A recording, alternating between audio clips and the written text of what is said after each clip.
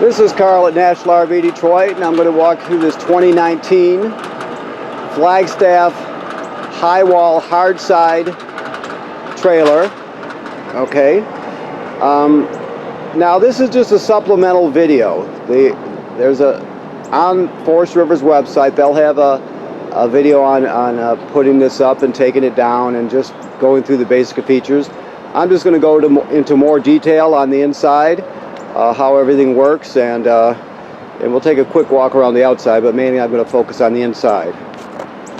Alright, so while we're standing right here, obviously you have power here. This is to extend and retract your roof section. Those are the slanted sections here. Now the side sections fold down. So you're going to fold those into position downward, starting off with the off-door side and then the door side, and then you bring the roof up and down. Okay, if the roof ever sticks or wants to resist you, you just grab a hold of the handle here and you give it a wiggle and it'll behave.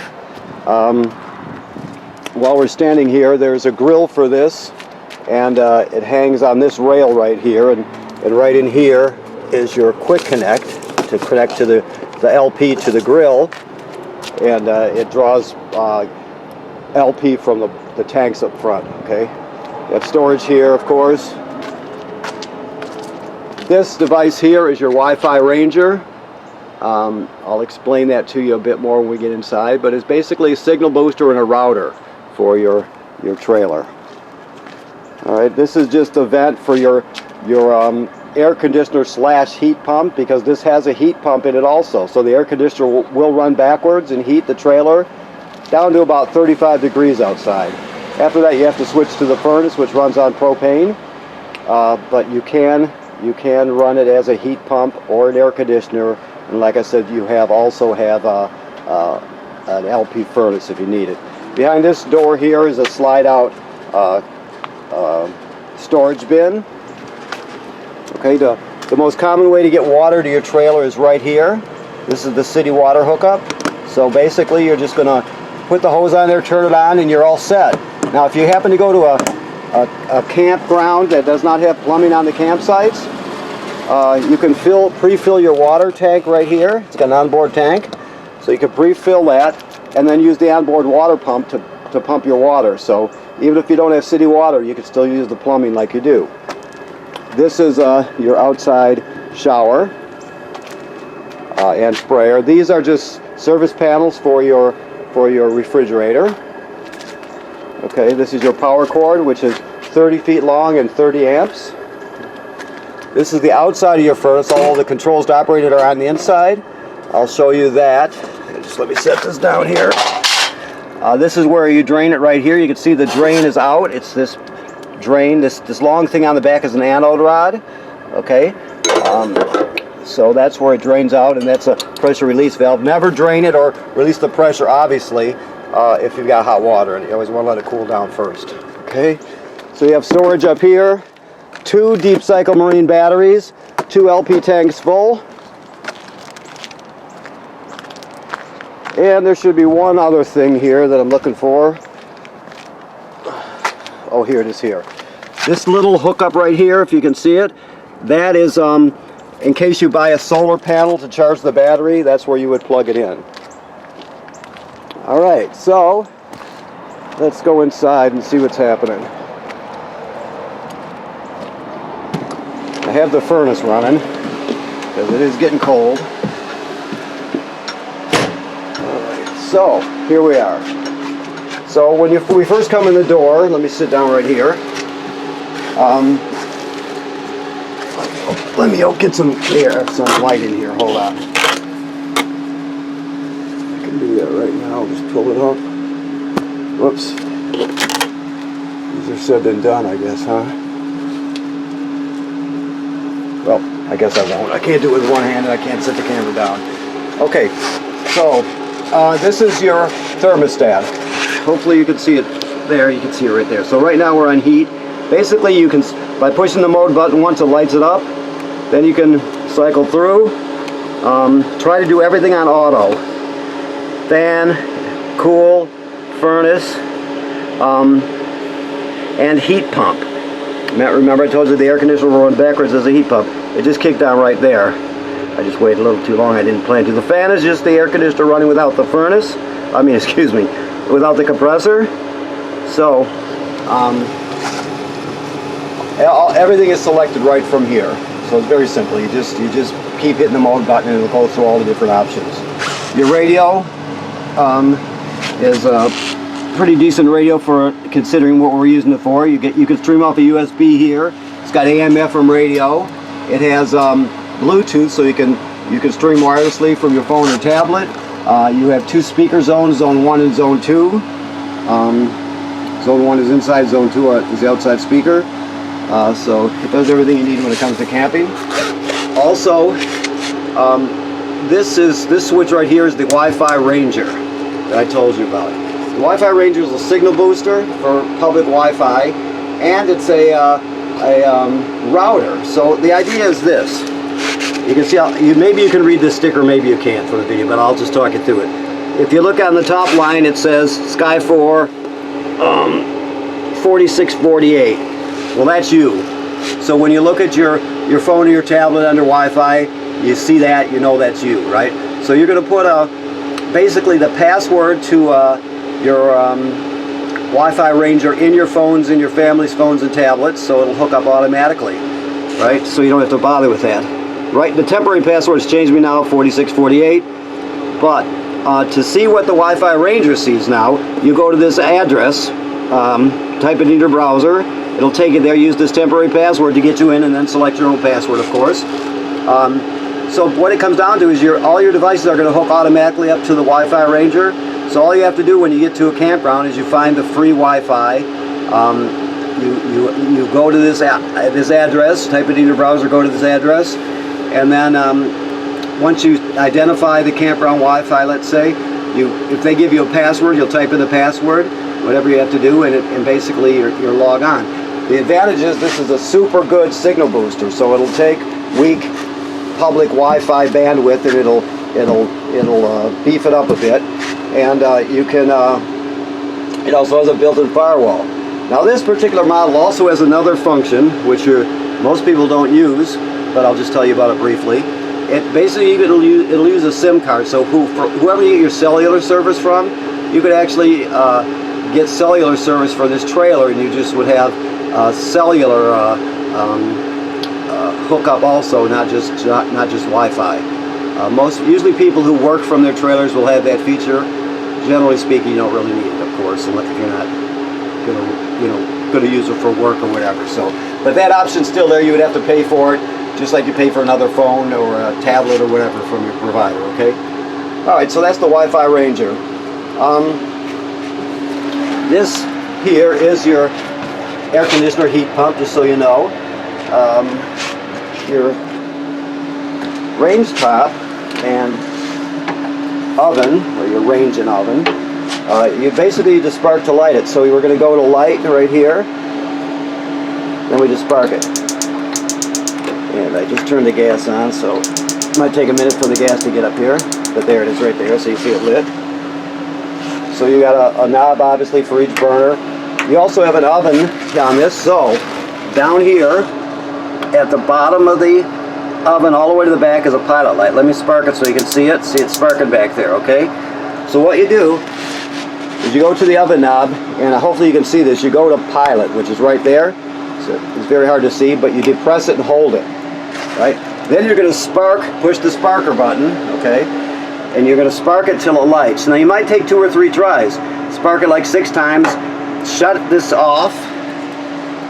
Let me do this right here. Shut this off, and then turn it back on to pilot, and do it again. You might have to do it 2, sometimes 3 times if you haven't used the oven for a long time. It just depends on if there's gas. It's a very small line that the pilot light gas goes through, so it takes a while for it to work through it. Also, after you go to operating temperature, it cycles like an oven does, but when you shut it off, the flame goes out obviously, but so does the pilot light, so you have to relight the pilot light each time you use the oven. Okay. Always travel with this closed, or it will tend to break, so keep that closed. You've got a microwave over here, of course. Your refrigerator let me show you here. Hopefully it'll stay up, it does. So, this is a 3-way refrigerator, meaning it'll run on AC power, 110 AC, it'll run on 12 volt DC or LP gas. So,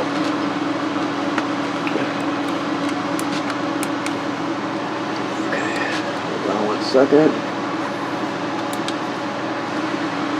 So right there, you can basically select, let me get this right here. This is gas, of course.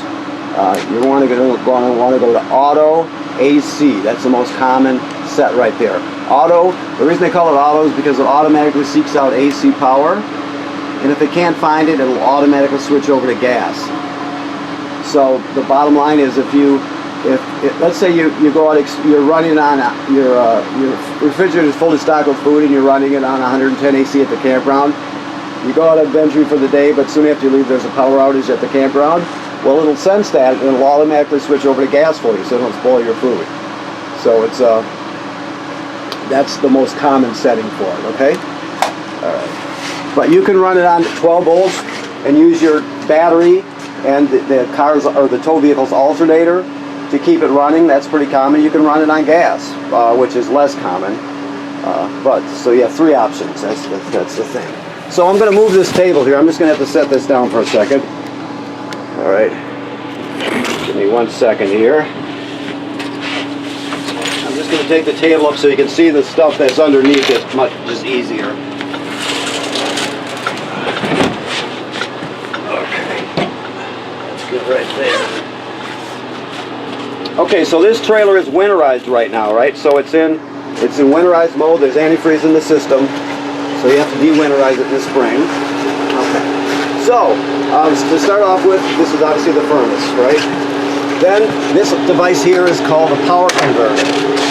What it does is it converts 110 AC to 12 volt DC. So you have regular 110 AC circuit breakers on this side, and they're all labeled, just like you would have at home.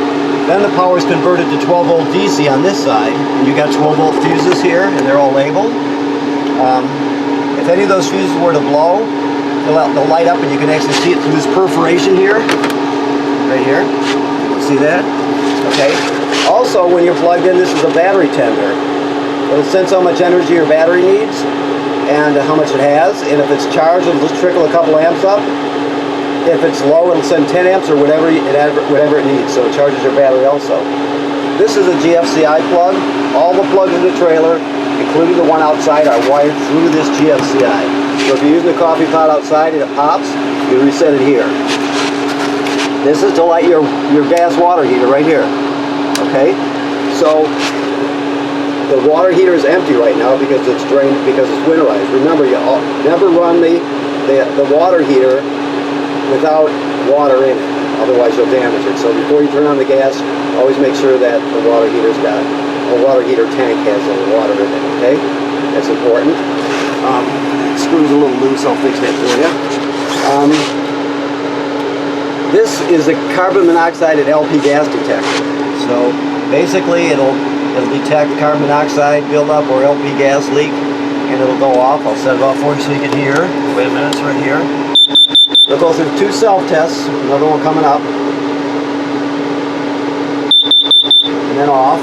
So that's what it's going to sound like. If that happens, you take everybody outside, leave the door open, shut the gas off at the front, and figure out what's going on, okay?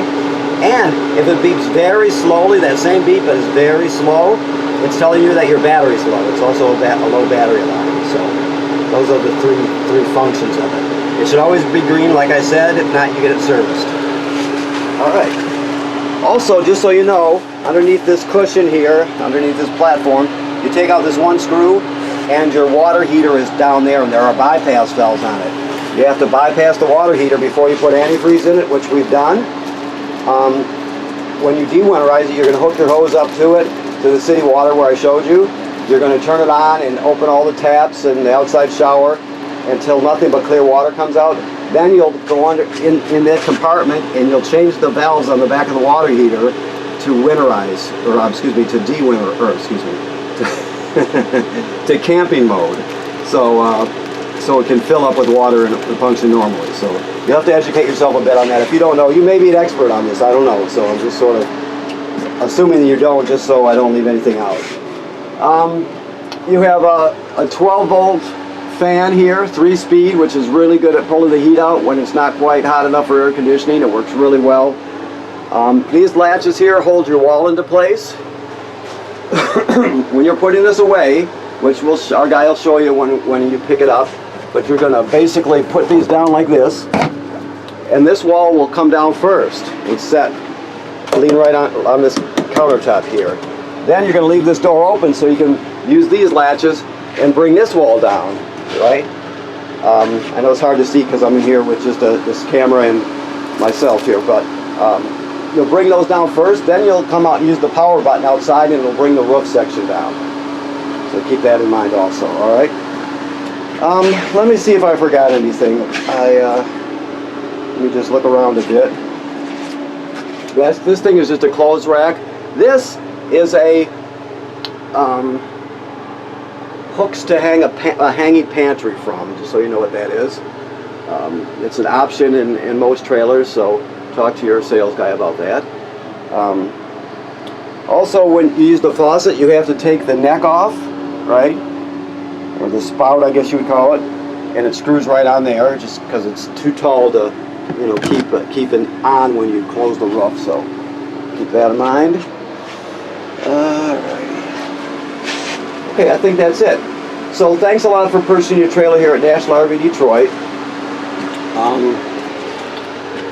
Keep in mind that you always want to check the seals on it. Any place you see fact from the let me say that again. Any place you see caulk from the factory on the outside, you're going to just look at that every 90 days or so. Just give it a good look over, make sure there's no cracking or separation anywhere.